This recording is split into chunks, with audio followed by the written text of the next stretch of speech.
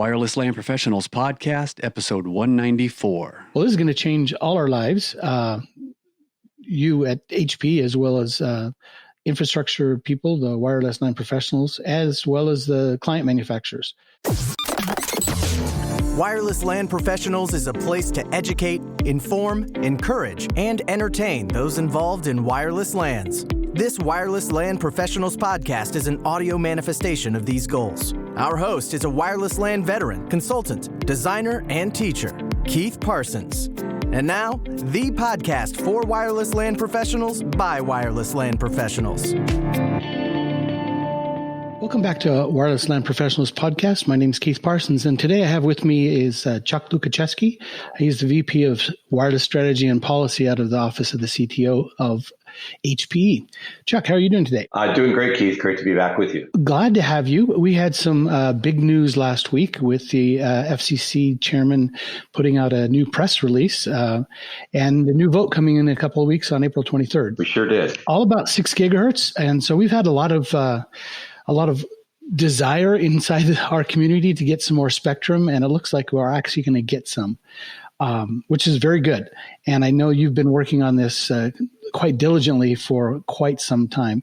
So if we want to back up a little bit, you want to start us out, and when did Aruba /HP and you get involved in moving toward the 6 gigahertz frequency? Yeah, sure. So we began work on this in the middle of 2016.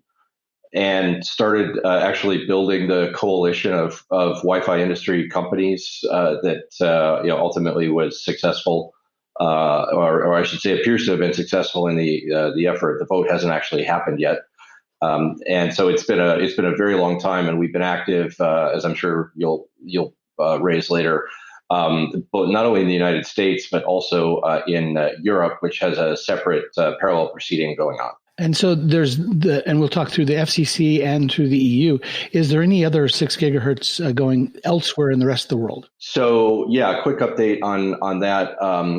Most of it is in those two locations, and within Europe, actually the sort of the new development, if you will, is that the United Kingdom has become the first administration to actually proceed with a consultation to actually move ahead with rules for the ban. So that's exciting. As you probably know, right, the UK does have some discretion in certain areas with respect to spectrum policy, and in the past has moved quicker. We saw that in Uni 1 and Uni 3, for example, with them. Beyond Europe, we're starting to see interest from other administrations. Korea is starting to look at this. I think India is also starting to look at it. But clearly, as we move into 2021, the emphasis is going to shift to the rest of the world. Well, that's good to hear for everyone.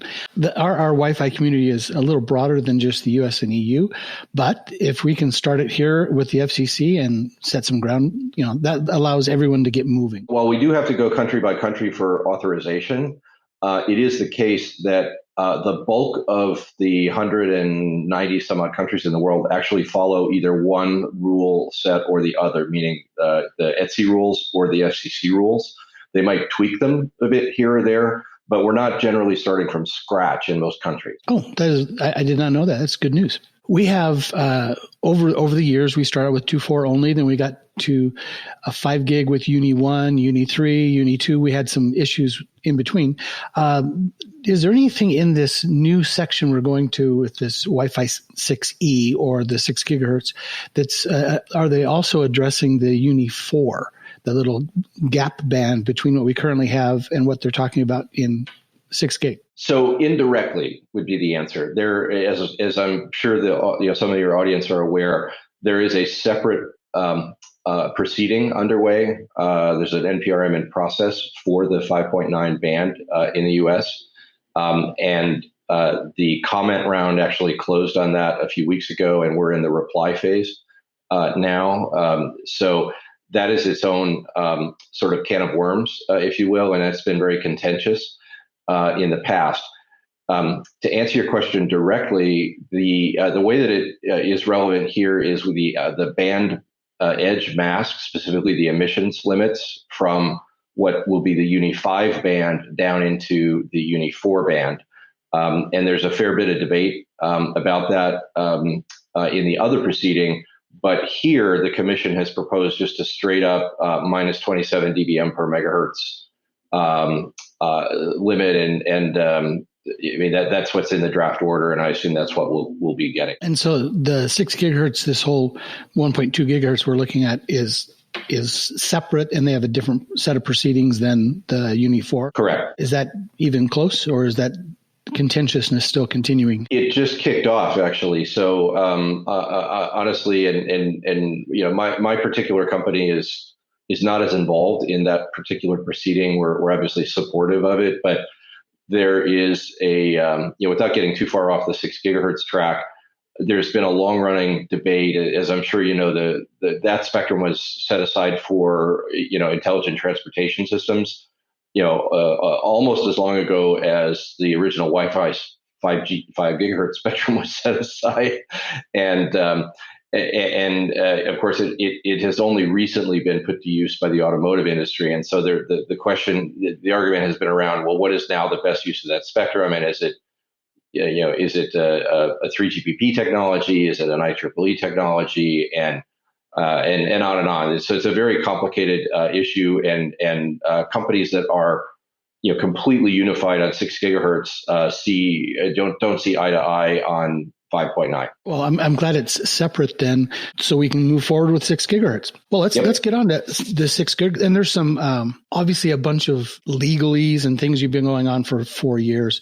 And though that's terribly important of how we got here, I think our audience is more interested in the tech. So let's jump over the tech side of this. In 6 gigahertz in the US, FCC, we're looking at 1.2 gigahertz, some 59 20 megahertz channels, 29 40 megahertz channels, and obviously in the show notes we'll put some graphics of this. What are those 4 bands, the Uni 5, 6, 7, and 8? How are they going to be treated differently from a power and indoor, outdoor, all those issues? If you could kind of just give us a recap on what's going on in that huge bandwidth we have coming in front of us. Absolutely. You might want to link this podcast to the video that I delivered at WLPC conference a couple of years ago that kind of talked through the band structure. The channel counts you mentioned are absolutely right, and I'll make some comments on the graphic in a moment. But let's just back up and clarify. So there are 4 different kinds of devices that are contemplated in the draft order. 3 of them are AP classes, and 1 of them is client devices.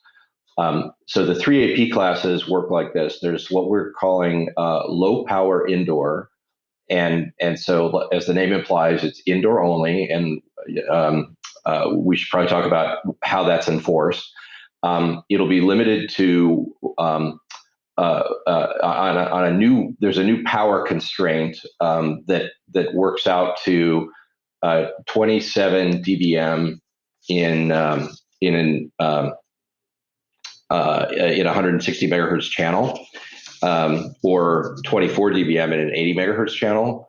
So that's where the low power bit comes from. And that class, this is really amazing, right? It is going to be permitted across the entire 1200 megahertz of the band with no further constraints beyond the protections to keep the devices, basically inside the 4 walls, and the power constraints. Is this where I get to go, woo? Yeah. Get excited about it? That's really, really good news. And we have been fighting so hard on this, and it's been touch and go for a while, but the commission ultimately has decided to take a really bold action. But the news is quite different for the other 2 device classes. So can I just run through those quickly? Sure, yeah. Yeah. Okay. So that's indoor, right? So then what about outdoor, and then what about mobile or transportable APs, like your smartphone, for instance, or your car? So fixed outdoor devices, or alternatively fixed indoor devices that are higher power than we were just talking about, are going to be controlled by what's called an automatic frequency coordination system, or AFC. And this is a super lightweight version of a spectrum database that you've heard about in the CBRS bands, or maybe the TV white space bands. And we talk later about the rules and time frame on that, but that is those devices are only permitted in two of the uni bands, so Uni 5 and Uni 7. That's still a considerable amount of spectrum. It's 850 megahertz of spectrum, but there is a gap in the middle in the Uni 6 band. And in the diagram, I think you're showing with this, you'll notice that some of the channels have a slight gray color to them. And those are the channels that would not be permitted for an AFC device because they overlap or they're inside the Uni 6 and Uni 8 band. So we'll have fewer channels available for AFC devices, even before we get to the Spectrum database deciding what's actually usable in a particular location. Is that because the incumbents in 6 and 8 won? I mean, that they're already there? Is that two different groups of incumbents that are in Uni 6 and Uni 8? So actually, Uni 6 and Uni 8 are very similar incumbents, and that's why they've been carved out. And the challenge there is there's a lot of mobile use. So they're used heavily by public safety. So think police, helicopters, mobile command centers, that sort of thing. But also, these are the primary what's called electronic news gathering bands. So that the TV trucks with the pop-up antennas and the mobile, the cameras you see on the sideline at the NFL games and so on, these are all running in Uni 6 or Uni 8. Because of your work and research, you were able to get the FCC to allow the LPI, the low power, even in those bands, because it didn't interfere with those incumbents? Yeah, correct. And of course, there have been quite rich arguments about this in the record, and various broadcast interests don't see eye to eye with the Wi-Fi community. And what really I think finally moved the needle on this is the cable industry should be really commended here. They got deeply involved in the effort, particularly towards the end of last year, and they filed a number of studies in addition, that were complementary to studies that had already been put together by the RLAN community, and significantly, of course, in particular, one of the primary cable companies is owned by a major broadcaster. And they concluded after extensive testing and simulation that these devices were going to be safe. So I certainly don't want to suggest that the broadcast community is fully in agreement here. But the degree of study that occurred was such that the commission ultimately found that the studies from the Wi-Fi community and the cable community were the most compelling. That's good news. So the third section, what's the third type then? So the third kind of AP is what is called very low power, and this is an indoor-outdoor class similar to AFC, but the idea is that it's super low power. It's basically 25 milliwatt or 14 dBm EIRP is what industry had been really not just requesting, but we've been arguing is really the floor. We can't go any lower, and these devices would be used for an incredible range of personal area network applications. So the one that we talk about a lot is AR and VR, right? If you think the Oculus headset, talking to your 5G phone, for instance. Because at the end of every, Wi-Fi is one of the killer apps for 5G, of course. But also, we had argued that, in-car access points, any kind of mobile or vehicular access points, this is a perfect power level for that kind of thing. You could imagine a new generation of game controllers talking to, next generation, Xbox type devices.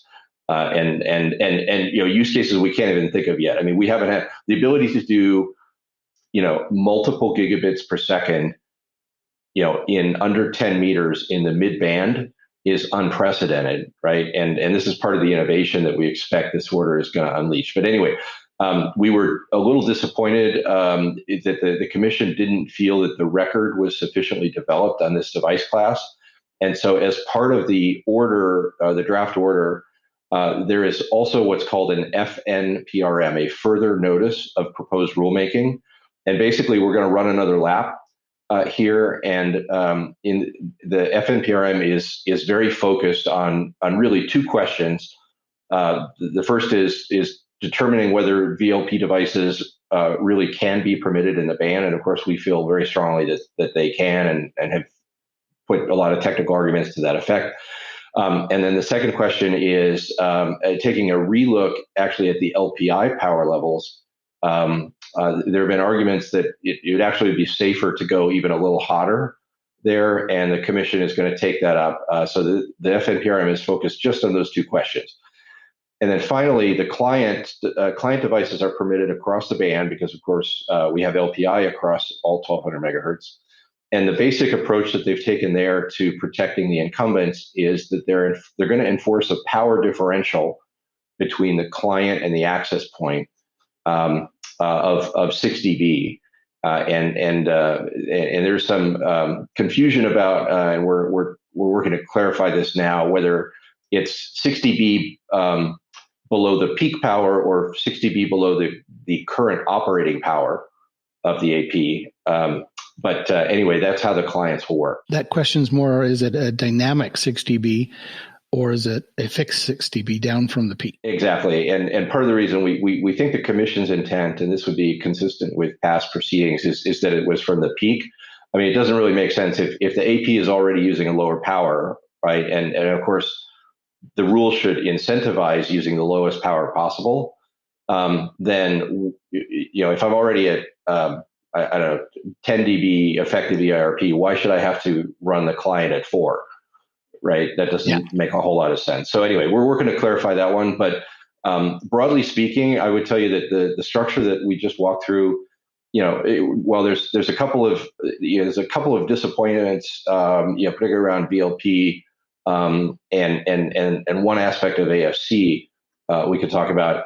This order is incredibly significant. It's the most consequential spectrum regulatory decision in at least a generation in this country. It will be profoundly impacting for not only the use cases we all serve today, but it is going to unleash incredible new kinds of innovation with the speeds that become available and the propagation we have in this range. And I think even more importantly, there are global sociopolitical consequences to this decision because the FCC has gone beyond what any other country is considering with, basically opening up 1,200 megahertz, right? And what it means, bottom line is that Wi-Fi and other unlicensed technologies are on a very secure footing. They have become fundamental parts. We're almost 30% of the mid-band in the United States, which is a profound statement about the work that everybody in the community has done with this technology and the impact it has on consumers and businesses and just across the whole economy. Well, it's at least 2x, probably 2.3, 2.4x more than we have today. Which is, gives us a lot of running room to move into. And if I'm just going to recap what you'd said, the type 1, that low power indoor, that's across the entire 1.2 gigahertz along with their associated clients.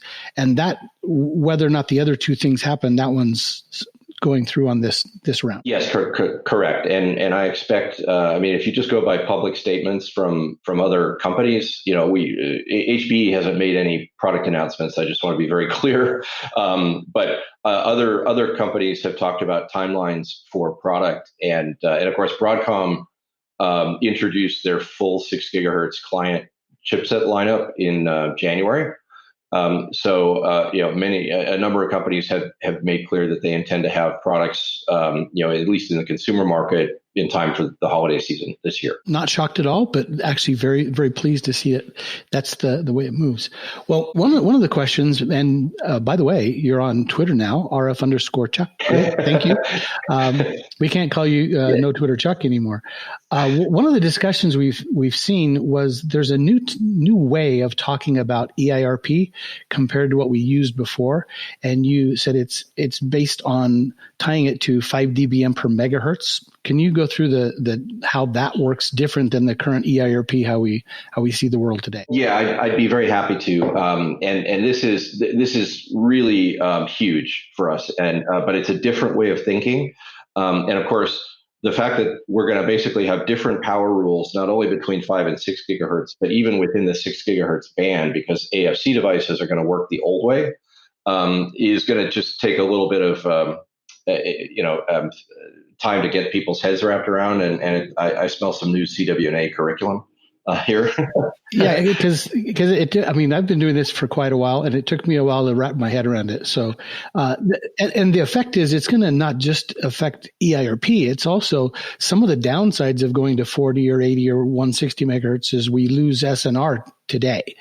And with this new method, we don't. So can you explain that to us? Yeah. So I think if you put up the graphic for this, so the chart that we're showing, I'll just use a comparison of basically what everybody's familiar with today in 5 gigahertz with how the low power indoor rules will work in 6 gigahertz. So just as a reminder, right? So what we have today in that everybody's used to is what for the sake of discussion, I'll call constant EIRP. In other words, if you think about it, a DFS channel, right, that is allowed, 30 dBm or 1 watt, that power is constant regardless of what the bandwidth is, right? So whether you're running an 80 megahertz, 160, in the future, right, the Wi-Fi 7 will support 320 megahertz channels, believe it or not. So that 30 dBm of constant EIRP is spread out across the bandwidth.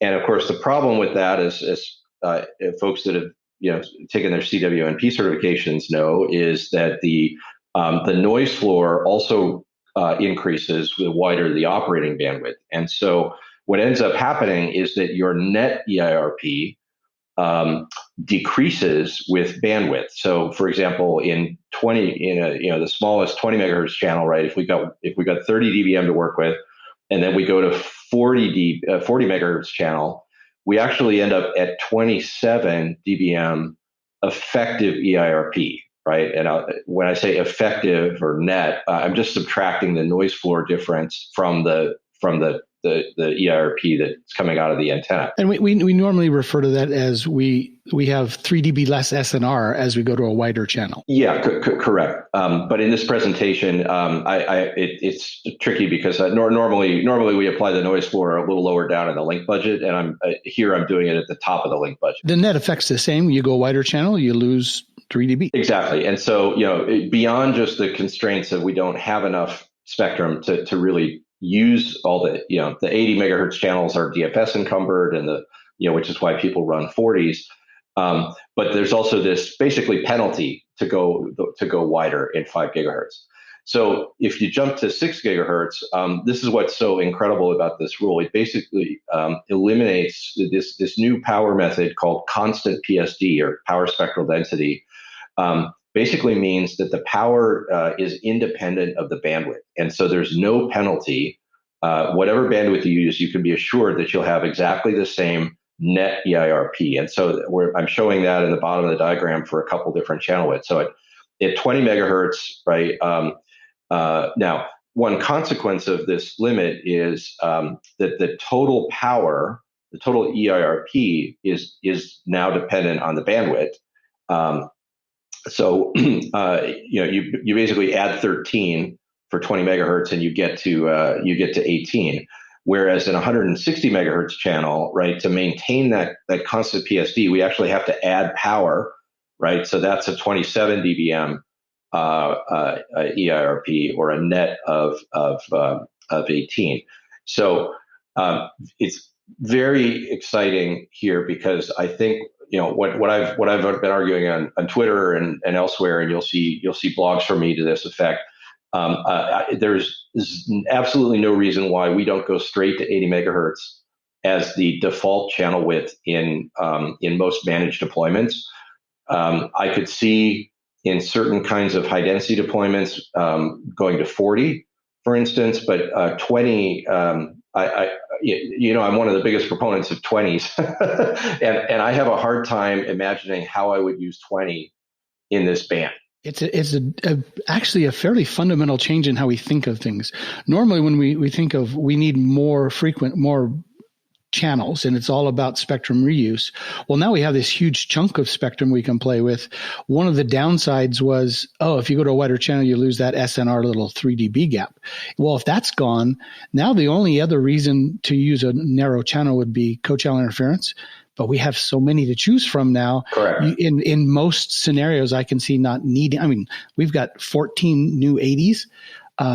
There's a lot of places I don't run across that. And even if you do, you just drop to 40s and you have 29. I can't imagine a building that I won't have spectral reuse with 29 6 gigs plus. I've got all my 5 gigs. There's another 12 of them sitting there as well. So yeah, well, think of it this way: there are more 80s in 6 gigahertz than there are 40s in 5 gigahertz. Yeah, right. It's that simple. and so this is why we fought so hard to open the whole band. And I should add that actually doing this across the whole band is part of the mitigation strategy to protect incumbents.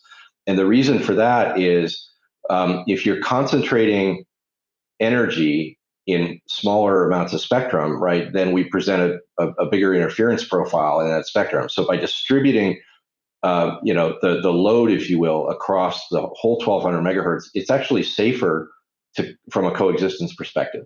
Again, we've got a new way to look at the world here. So with all these channels, there's a couple of issues that are going to come up. I'll ask a two-part question here. The first part is, what's the channel numbering scheme going to be? And what's in the second with, say we went with 20s, there's 59 of them. Is there anything you know of on the IEEE side about not having to scan 100 channels when you're trying to do a roam? Yeah, exactly. And so, yeah, this is a fairly obvious issue, that's a consequence of this abundance that we're going to have from a channel perspective. So in terms of scanning, the short answer is yes. The IEEE community is way out in front on this. This was identified early on, if you recall, I know there are not as many WiGig devices in the market as certainly I would like, and other people would like, and there's probably a whole other podcast on that subject because the next generation of 60 gigahertz silicon is upon us, and I think you're going to see a lot more equipment very shortly. But anyway, in 60 gigahertz, there's a thing called FST, or fast session transfer. And the IEEE community did a bunch of work basically around crossband discovery and I'll say roaming, but it's more complex than that. So my point is that there was a foundation of work that was already in the standard for that purpose, and so that's been extended or harnessed, if you will, to simplify 6 gigahertz discovery. And so the way that we're thinking of it right now is that most devices most clients in particular that are 6 gigahertz capable are also, of course, going to be 5 gigahertz capable. And so they will scan probably on the 5 gigahertz band. And there will be, access points will be multi-band. They'll have to be. We can talk about that in a minute. Actually, there's no choice. And so an access point will advertise on its 5 gigahertz radio information about the 6 gigahertz channel sets that are available. And potentially even the standard permits for a client device to associate to a 6 gigahertz radio and negotiate it effectively over another band, in this case, 5 gigahertz. So that should reduce greatly, actually, the control and management traffic on 6 gigahertz. which is another advantage because it actually reduces the clutter, even though it's a greenfield band from a Wi-Fi perspective. And there certainly will be beacons, right? But there won't be the kind of probing activity that you're used to seeing in other bands. Yeah, I could imagine a stadium with 50,000 people all probing all 59 channels. Yeah, it'd be a little much. And then you asked about channel numbering, and so I think what's currently in the standard.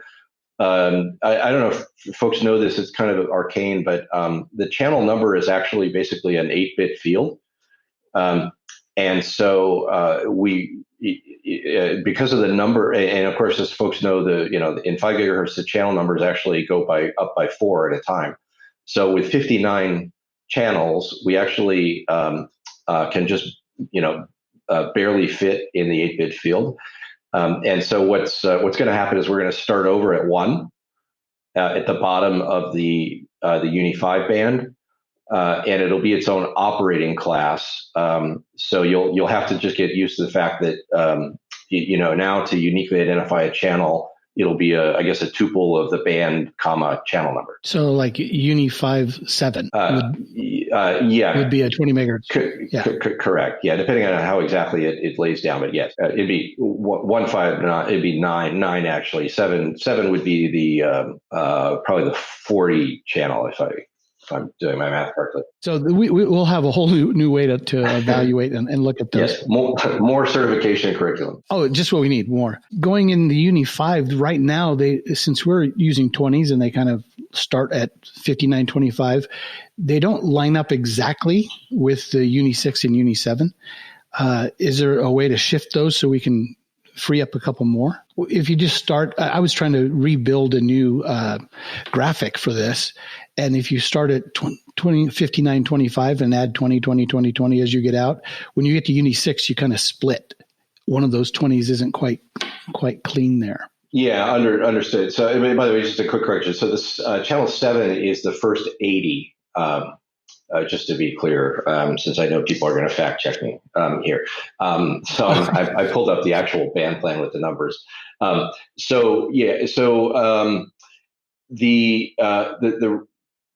The lower 20 you're talking about is basically, from a Wi-Fi perspective, going to be reserved as a guard band, and this is going to be enforced on us primarily in Europe.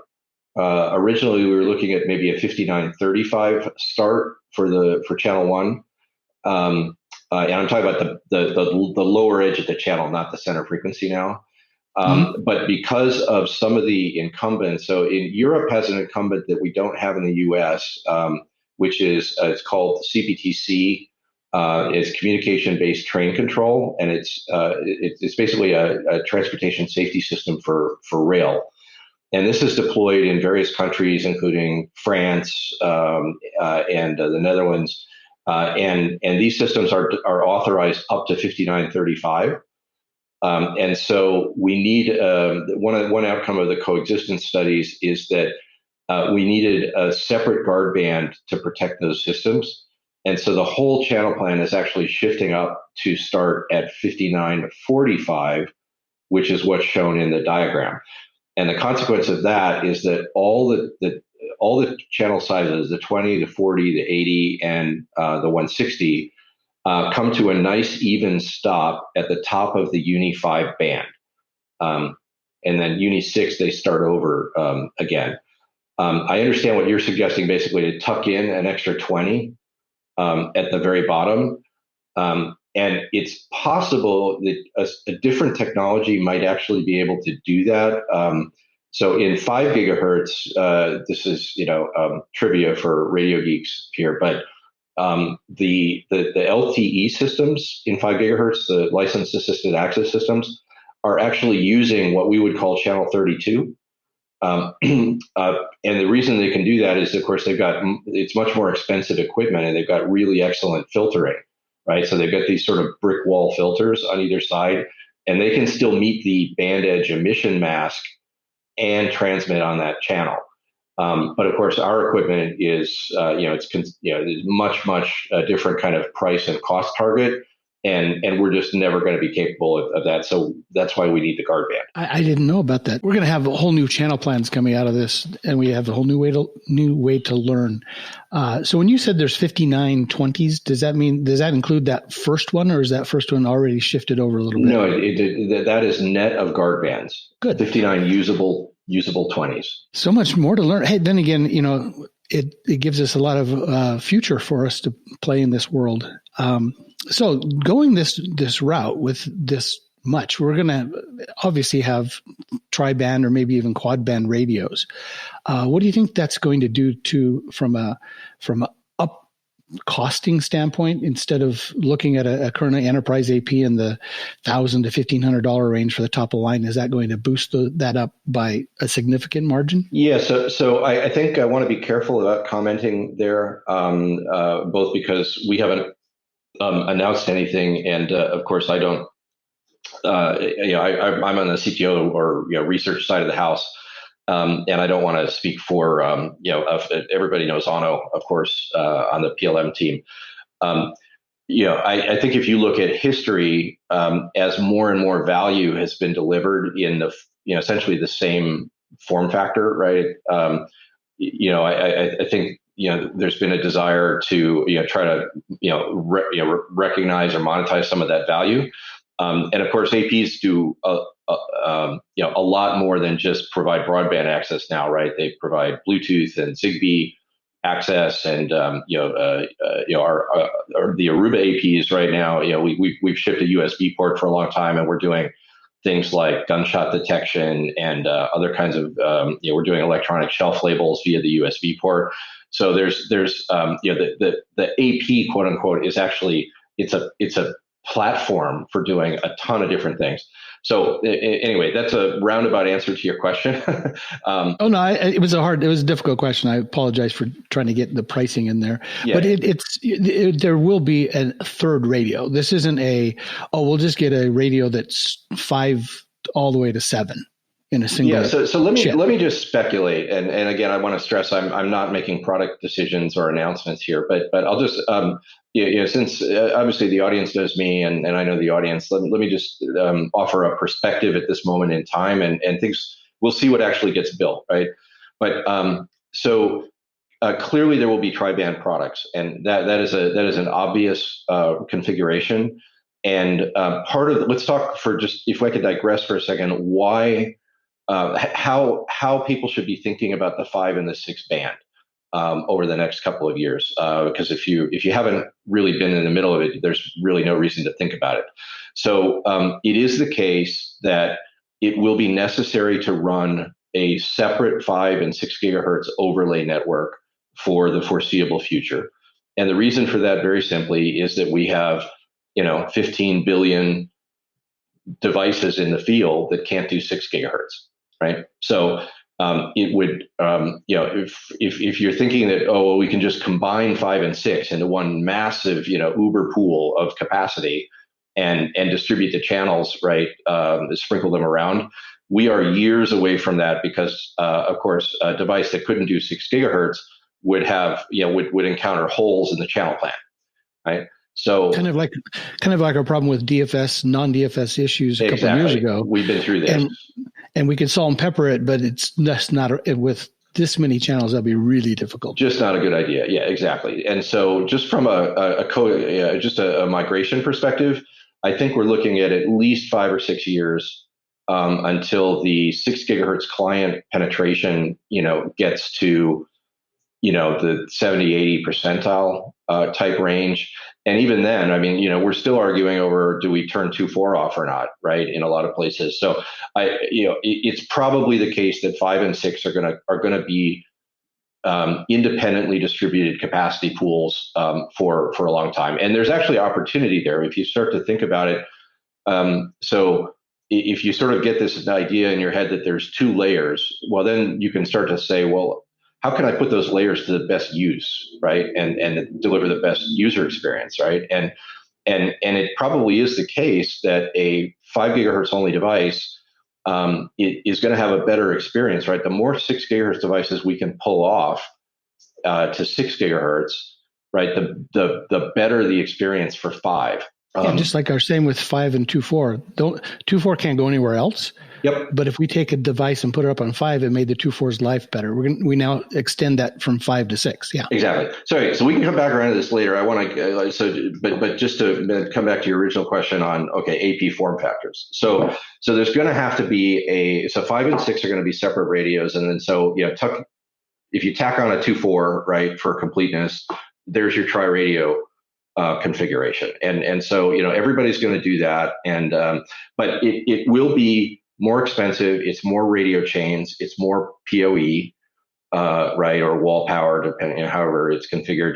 And as I argued on Twitter the other day, adding 80 megahertz of capacity, right, which is a 1.2 gigabit PHY rate for just a 2x2 device, right, before we consider multi-user MIMO, realistically means that APs are going to regularly exceed 1 gigabit per second at layer 2, right? And so if you're designing, my advice to all of my architect friends and engineer friends that are listening is the FCC has overnight changed how you design access switching for your customers. At least for switchboards that are serving APs, your baseline is going from what I think even today is still probably a gigabit per second and 30 watt PoE.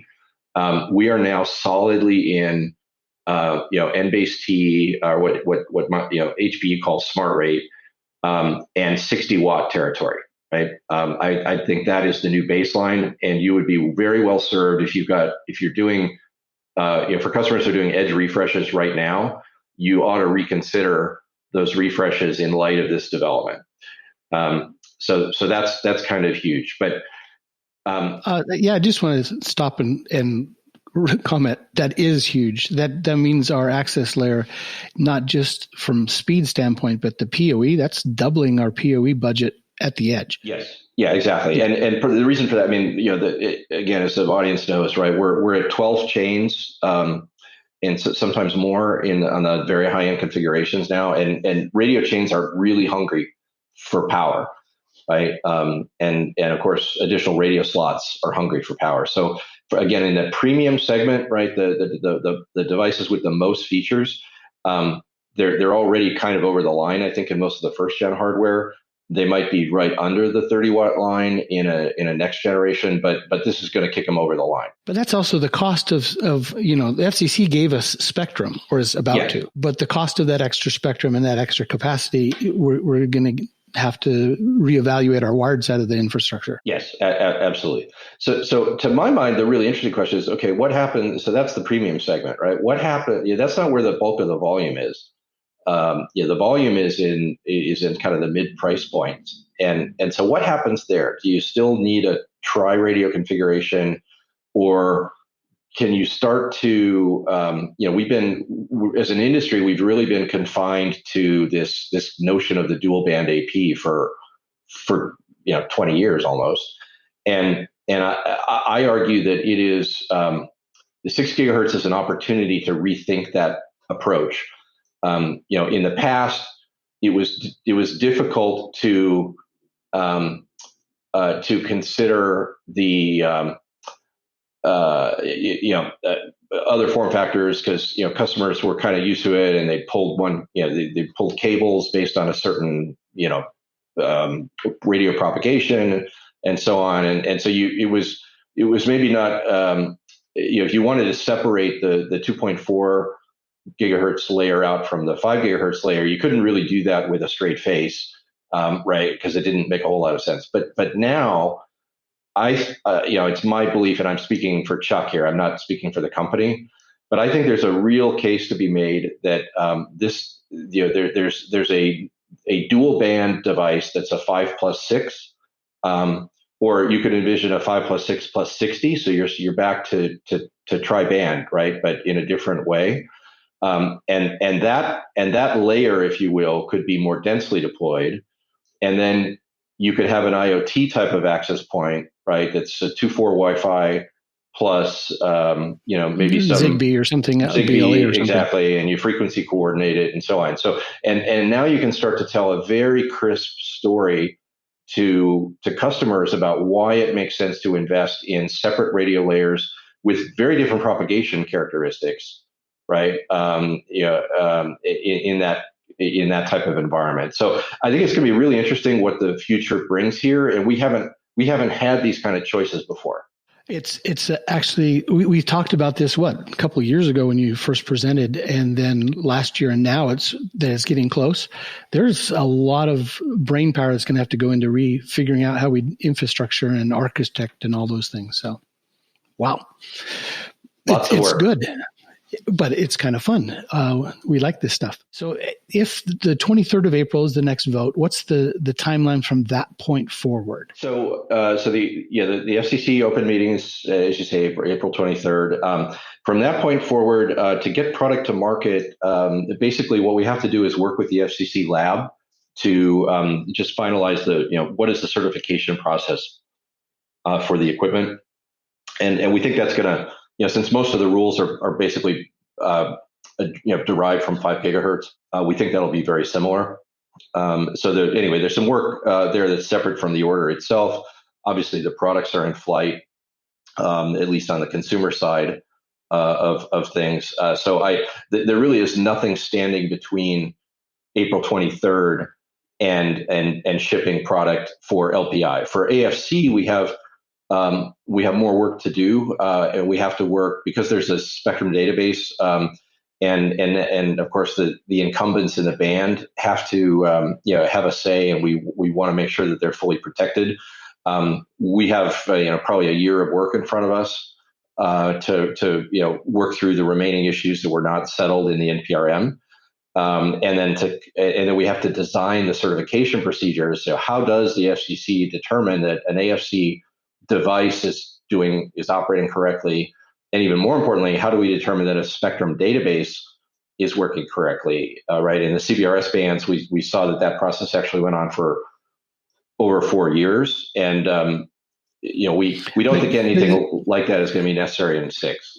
So can you piggyback on some of the SAS work that they did for CBRS to just kind of piggyback? They already have the databases. Absolutely. And part of the reason 6 gigahertz is going to go so fast for AFC, we hope anyway, is that so much of this work has been done, and the commission understands databases. They've been through it, multiple times in different bands, and they really heard us. I mean, we argued, as recently as 2 weeks ago in the record that, it was really important that the commission settle some of the, what I'll call the most contentious points in the proceeding, because otherwise, we were just going to go around and around, without anybody giving ground. And the record is sufficiently complete that it was time to just, hear the verdict.